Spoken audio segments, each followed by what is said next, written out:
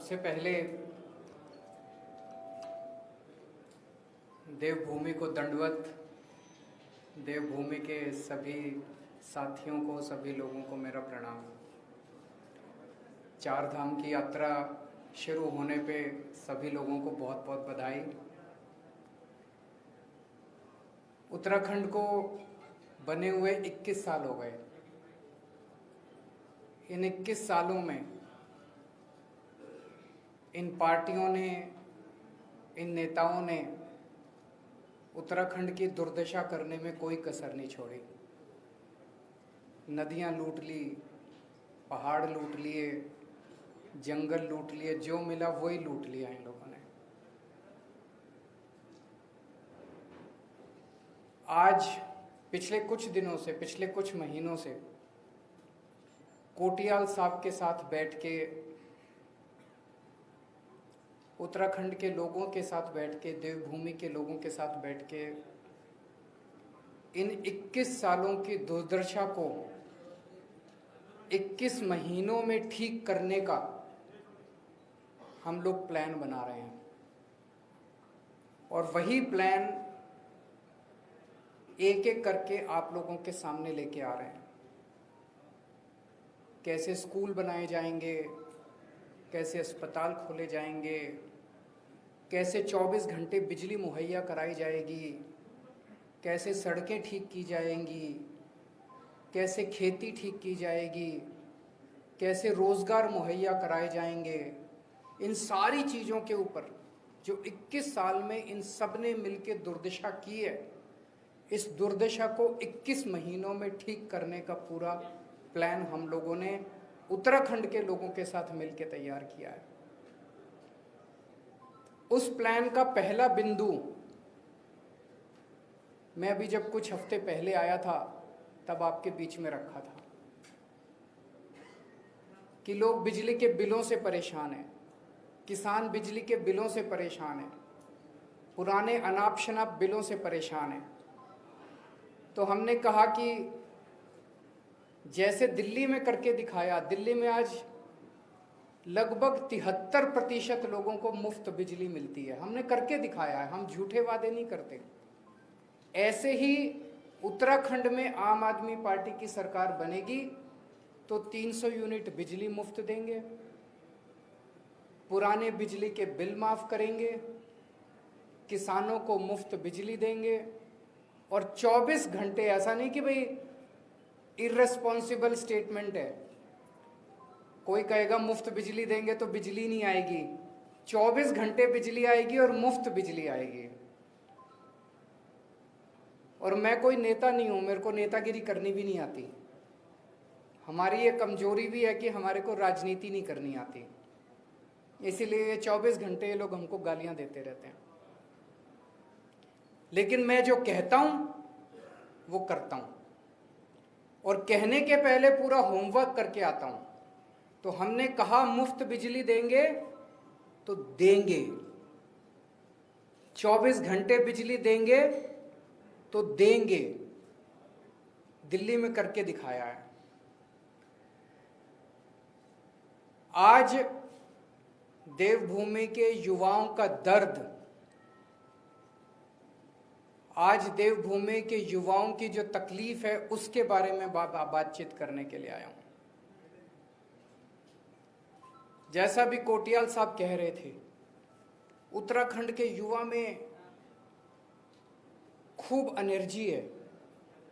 उत्तराखंड के युवा को जब भी अवसर मिला उसने गजब के काम करके दिखाए हैं। उत्तराखंड का युवा जब फौज में जाता है तो गजब की शक्ति दिखाता है।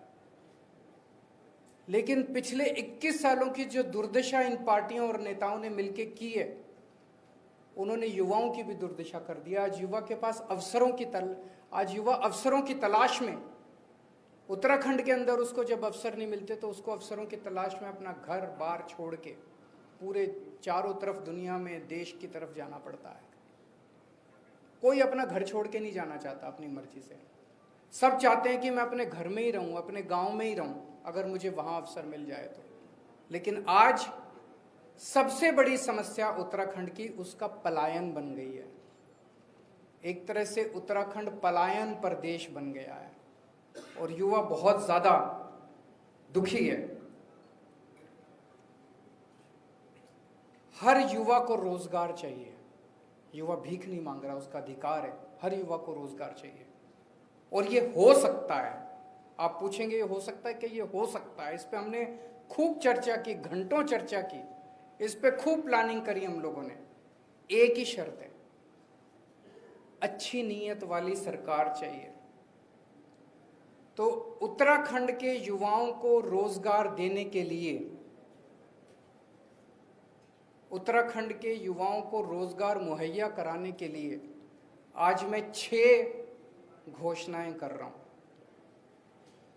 आम आदमी पार्टी की सरकार बनेगी तो उत्तराखंड के हर बेरोजगार युवा के लिए रोजगार मुहैया कराया जाएगा। ये पहली घोषणा है। दूसरी घोषणा, जब तक उस बेरोजगार युवा को रोजगार नहीं मिल जाता, हर परिवार से एक युवा को 5,000 रुपये महीना दिया जाएगा जब तक उसके लिए रोजगार मुहैया नहीं करा दिया जाता। इसको आप बेरोजगारी भत्ता कह लीजिए, जो मर्जी कह लीजिए। तीसरा, सरकार में और प्राइवेट में 80% नौकरियां उत्तराखंड के बच्चों के लिए रिजर्व की जाएंगी।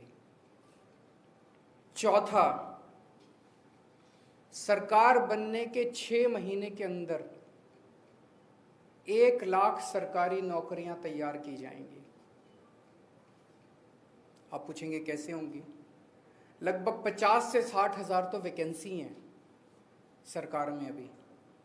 और उसके बाद जैसे मैंने बताया, और आने वाले दिनों में मैं और कई बार आऊँगा, हम इतने स्कूल, अस्पताल, सड़कें, मोहल्ला क्लिनिक, हमने इतने सारे प्लान बना रखे हैं जो एक एक करके आपके साथ शेयर करेंगे।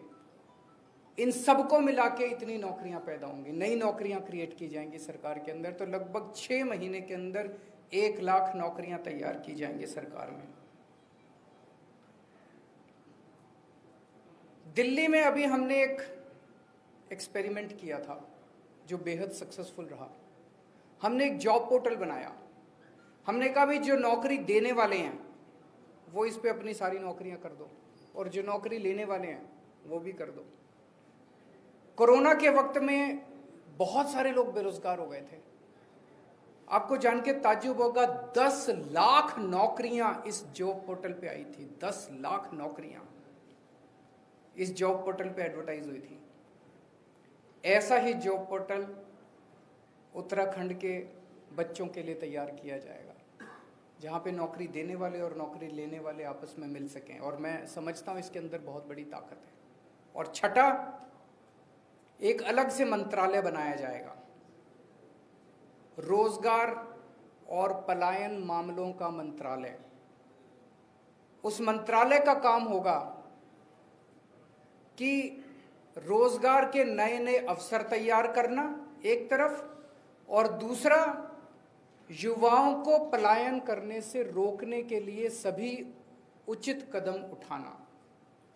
और तीसरा, जो लोग उत्तराखंड छोड़ के चले गए हैं वो अगर वापस आना चाहते हैं, पलायन कर चुके हैं, वो वापस आना चाहते हैं, उनके लिए उचित कंडीशंस तैयार करना। हमने बैठ के इसका काफ़ी, जैसा मैंने कहा कि 1 लाख तो ये 6 चीज़ें मोटी मोटी हैं। 1 लाख तो सरकारी नौकरियां तैयार की जाएंगी। प्राइवेट सेक्टर में बहुत नौकरियों का स्कोप है। टूरिज्म के अंदर इतनी असीमित संभावनाएं हैं, असीमित अवसर हैं, इनफाइनाइट अवसर हैं। टूरिज्म का जबरदस्त इंफ्रास्ट्रक्चर तैयार किया जाएगा। इसमें वाइल्ड लाइफ है, एडवेंचर टूरिज्म है, इतनी किस्म किस्म की जड़ी बूटियां हैं, बायोटेक इंडस्ट्री शुरू की जा सकती है। पूरी दुनिया से लोग आएंगे यहाँ पे। अभी थोड़े दिन पहले कोटियाल साहब ने अनाउंस किया था कि उत्तराखंड को पूरे विश्व के हिंदुओं की आध्यात्मिक राजधानी बनाया जाएगा। इसी एक ऐलान के अंदर इतने सारे जॉब्स की अपॉर्चुनिटीज निहित हैं, असीमित अपॉर्चुनिटीज़ हैं। तो मैं और कोटियाल साहब जो हमारे सीएम कैंडिडेट हैं, उनको नौकरी दिलवाना आता है। उन्होंने अभी तक 10,000 बच्चों को तब नौकरी दिलवाई जब उनके पास कोई ताकत नहीं थी, उनके पास कोई शक्ति नहीं थी। इच्छा थी दिल में बस कि मेरे बच्चे बेरोजगार क्यों हैं, मेरे उत्तराखंड के बच्चे बेरोजगार क्यों हैं। तो उनके नीयत भी है, इच्छा भी है और करना भी आता है, उनको नौकरी दिलवाना भी आता है। तो अगर आप भाजपा को वोट दोगे तो हर महीने एक सीएम मिलेगा, और अगर आप आम आदमी पार्टी को वोट दोगे तो 5 साल का एक स्टेबल सीएम मिलेगा जो आपके बच्चों को रोजगार देगा। तो मैं समझता हूं कि इन घोषणाओं के लागू होने से उत्तराखंड में पलायन बंद होगा, और धीरे धीरे आने वाले कुछ महीनों के अंदर जो मैंने बताया कि 21 सालों की दुर्दशा को 21 महीने में कैसे ठीक करना है, इसकी प्लानिंग आपके समक्ष में एक एक करके आता रहूँगा। अगर आपके कोई प्रश्न है तो एक एक करके देंगे तो सवाल।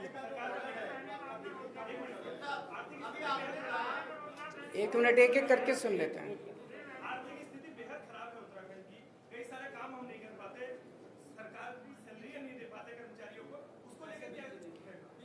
जब हाँ, मैं वो बड़ा इंपॉर्टेंट क्वेश्चन है, उसको एक बार जवाब दे दूं। उन्होंने पूछा कि उत्तराखंड की सरकार की आर्थिक स्थिति बहुत ज़्यादा खराब है, यहाँ तक कि तनख्वाह देने के भी लाले पड़े रहते हैं। ऐसे में इतनी बड़ी बड़ी घोषणाएं कैसे लागू करेंगे? इसमें मैं बस आपको एक ही उदाहरण दूंगा जो हमारा तो एक्सपीरियंस भी कम है, हम तो नेता भी नहीं है। दिल्ली चला के देखी है हमने। दिल्ली में भाई साहब जब हमारी सरकार बनी थी 2015 में, उसके पहले जब मैं लोगों को कहता था बिजली फ्री करूंगा, पत्रकार मेरे से यही क्वेश्चन पूछते थे, जी दिल्ली में तो तनख्वाह देने के भी पैसे नहीं है, दिल्ली सरकार तो घाटे में चल रही है, दिल्ली में तो बिल्कुल पैसा ही नहीं है, आप रेवेन्यू कहां से लाओगे? तो मेरा छोटा सा 6 साल का दिल्ली सरकार चलाने का एक्सपीरियंस है। सरकारों में पैसों की कमी नहीं है, नीयत की कमी है।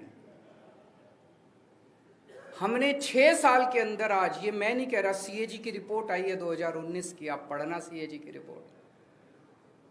2015 में हमने सरकार बनाई, 4 साल के अंदर दिल्ली का जो घाटे का बजट आता था, 4 साल के अंदर वो नफे का, प्रॉफिट का बजट आने लग गया।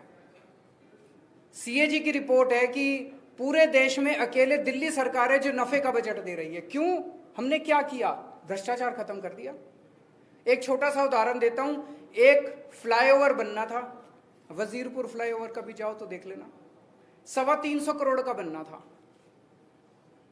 अब सरकार में अगर कोई 325 करोड़ का फ्लाईओवर बनना और उसका एस्टीमेट 325 करोड़ हो, तो वो बनते बनते बनते बनते 1500 करोड़ का बनता है कि नहीं बनता? और अगर 2 साल में पूरा होना तो 10 साल में पूरा होता। हमने 325 करोड़ का फ्लाईओवर 200 करोड़ में बना दिया। मुझे लगता है आज़ादी के बाद की पहली सरकार होगी जो 325 करोड़ का फ्लाईओवर सरकारी 200 करोड़ में पूरा करती होगी। हर काम में पैसे बचाते हैं भाई साहब। तो सरकार में पैसे की कमी नहीं है। जितनी घोषणाएं मैं कर रहा हूं, ये सारी एक एक घोषणा पूरी होगी। एक मौका कोटियाल साहब को देके देखो आप लोग।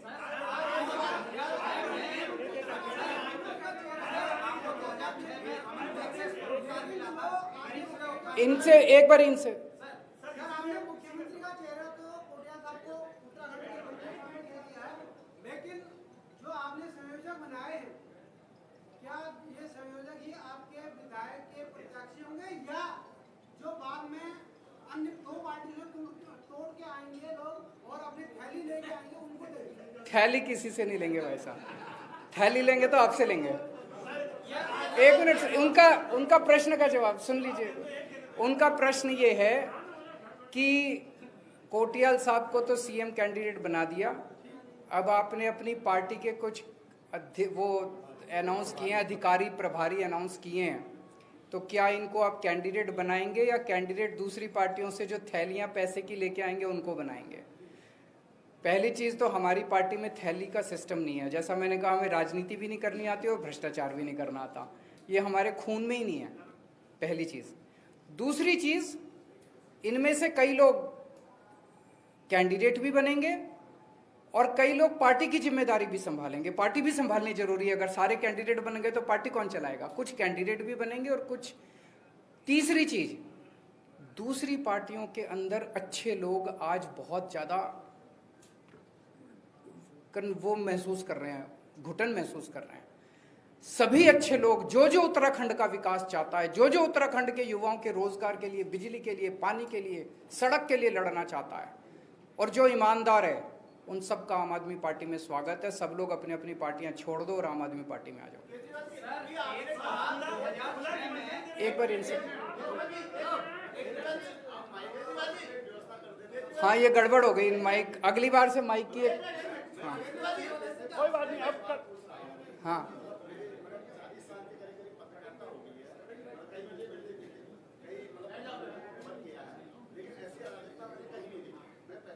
सबसे पहले मैं आपसे सहमत हूँ जी, मैं माफ़ी मांगता हूँ। आज जो कार्यक्रम के शुरू में अराजकता हुई उसके लिए पूरी तरह से पार्टी जिम्मेदार है, लेकिन आप लोगों ने जितना सहयोग किया उसके लिए मैं सभी पत्रकारों का तहे दिल से शुक्रिया अदा करता हूँ।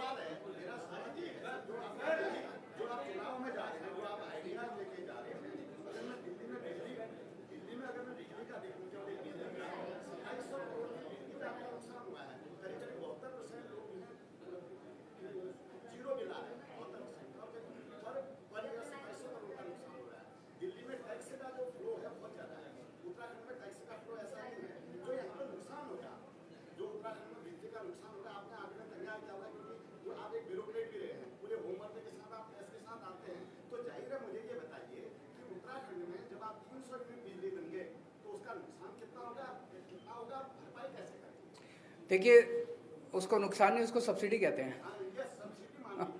तो दिल्ली के अंदर हम लगभग 2200 करोड़ की सब्सिडी देते हैं बिजली में। अब मोटे मोटे तौर पे मैं आपको एक चीज आपसे पूछना चाहता हूं। एक सरकार है, वो सरकार आपसे 60,000 करोड़ का टैक्स लेती है, सारा पैसा खा जाती है और फिर जब आपके पास आती है कहते हैं जी देखो कोयले के दाम बढ़ गए, ट्रांसपोर्ट के दाम बढ़ गए, अब तो बिजली के दाम बढ़ाने पड़ेंगे, और वो आपके बिजली के दाम बढ़ा देते हैं। दूसरी सरकार है, वो भ्रष्टाचार नहीं करती, आपके टैक्स भी नहीं बढ़ाती, उतना ही 60,000 करोड़ का टैक्स है, उसमें से पैसे बचा लेती है। जैसे हम घर में पैसे बचाते हैं, अपने बच्चों के लिए पैसे बचाते हैं पेट काट के, वो आपके लिए पैसे बचा लेती है। और जब पैसे बच जाते हैं तो कहते हैं यार थोड़ी सी बिजली सस्ती कर लो, बिजली मुफ्त ले लो। बताओ दोनों में से कौन सी सरकार ज्यादा अच्छी? वही सरकार ज्यादा अच्छी। हमने टैक्स नहीं बढ़ाया दिल्ली में, उसी टैक्स के अंदर उल्टे टैक्स कम कर दिए। जब हमारी, अब तो खैर जीएसटी आ गया, जब पहले 2 साल हमारी दिल्ली में सरकार थी, हमने वैट के रेट सारी चीजों पे 12% से कम करके 5% कर दिए थे। टैक्स के रेट कम कर दिए, टैक्स की चोरी बंद कर दी। कलेक्शन हमारी 30,000 करोड़ से 60,000 करोड़ हो गई दिल्ली के अंदर। उसी से आप लोगों को फायदा पहुंचाया, हमने कोई एक्स्ट्रा टैक्स नहीं लगाया उसी चीज को। इसी तरह से उत्तराखंड के अंदर उत्तराखंड के फाइनेंसेस को ठीक किया जाएगा, चोरी को बंद किया जाएगा, भ्रष्टाचार को खत्म किया जाएगा। इसीलिए हम एक ईमानदार आदमी को मुख्यमंत्री का कैंडिडेट बना रहे हैं। एक क्वेश्चन इधर से, ये बहुत देर से बेचारे बोल रहे हैं। 2006 में आपको रमन मैग्सेस पुरस्कार मिला था गरीबों के उत्थान के लिए। आज आम आदमी पार्टी का ट्रेंड वीआईपी कल्चर दिखा रहा है, ऐसा क्यों? कहाँ है वीआईपी कल्चर? सर, आम आदमी पार्टी की गरीबों की तो बात ही नहीं की जाती है। ये गरीबों की बात है भाई साहब। सर, केवल बिजली और पानी के अलावा तीसरा कोई मुद्दा सामने आज रोजगार गरीबों को चाहिए कि नहीं चाहिए बताओ? एक मिनट, ये बड़ा इंपॉर्टेंट क्वेश्चन है। एक मिनट देखो, एक मिनट सुनो। अगर हम बिजली मुफ्त दे रहे हैं, इससे गरीबों को फायदा है कि नहीं है? अगर हम 24 घंटे बिजली देंगे, गरीबों को फायदा। अगर मैं किसानों की बिजली माफ कर रहा हूं, किसान तो सबसे गरीब तबका है अपने देश का, कौन बात करता है किसानों की? बस वोट लेने जाते हैं। अगर मैं सरकारी स्कूल ठीक करता हूँ, सरकारी स्कूल में समाज का सबसे गरीब तबके का बच्चा जाता है। अगर मैं एक मिनट कैबिनेट की बात कर रहा हूँ सर, क्या आम आदमी पार्टी के जो मंच पे बैठे हुए मंचासीन लोग होते हैं, मैं उनकी बात कर रहा हूँ, उसमें गरीब आदमी शामिल नहीं है। अब मतलब ये सारे कोई साहूकार तो है नहीं जी, ये सारे आम लोग हैं आप ही की तरह। हाँ जी, उधर से एक क्वेश्चन पूछ रहे थे। अच्छा, एक इनसे ये बहुत देर से पूछ रहे हैं।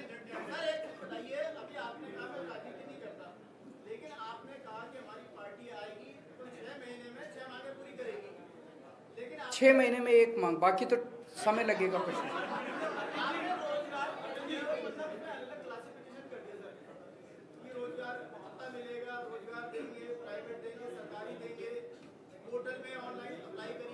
अलग अलग क्या रोजगार, हाँ रोजगार मुहैया कराना है सबको। रोजगार मुहैया कराने के कई सारे कदम उठाए जाएंगे। हैं जी, एक एक करके पूछ लीजिए, पूछे। एक मिनट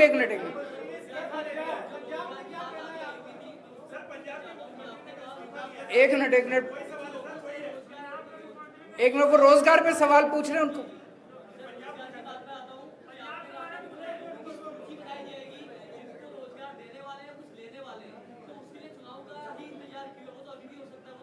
सरकार बनाएगी, जब सरकार, दिल्ली सरकार ने, सुनिए एक मिनट, अच्छी बात बोली आपने। आज अगर आम आदमी पार्टी करे, कोई इंडस्ट्री उस पर आके एप्लीकेशन नहीं डालेगी, कोई इंडस्ट्री उसको तवज्जो नहीं देगी। आज अगर आम आदमी पार्टी करे, कोई अप्लाई भी नहीं करेगा। कौन करेगा? कहेंगे अपनी पार्टी का नाम चमका रहे हैं जी, डेटा इकट्ठा कर रहे हैं। जब सरकार करती है, उसका खूब प्रचार करती है। आप खुद देखो कि दिल्ली के अंदर जैसे ही हमने डाला, 2 से 3 महीने के अंदर, जब हमने जॉब पोर्टल कोरोना के टाइम में बनाया, 2 से 3 महीने के अंदर 10 लाख नौकरियां उस पर एडवर्टाइज हो गई। मैं तो खुद आश्चर्य, जब मैंने बनाया था मुझे उम्मीद थी कि अगर 1 लाख भी नौकरियां आ जाएंगे तो मैं उसको बड़ा सक्सेसफुल समझूंगा। 10 लाख नौकरी तो सरकार बनाएगी, उत्तराखंड सरकार करेगी ये काम।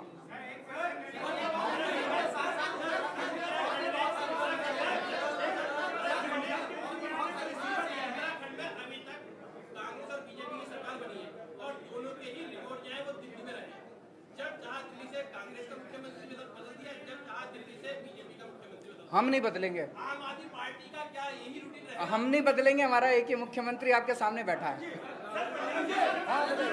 आखिरी क्वेश्चन, लास्ट क्वेश्चन।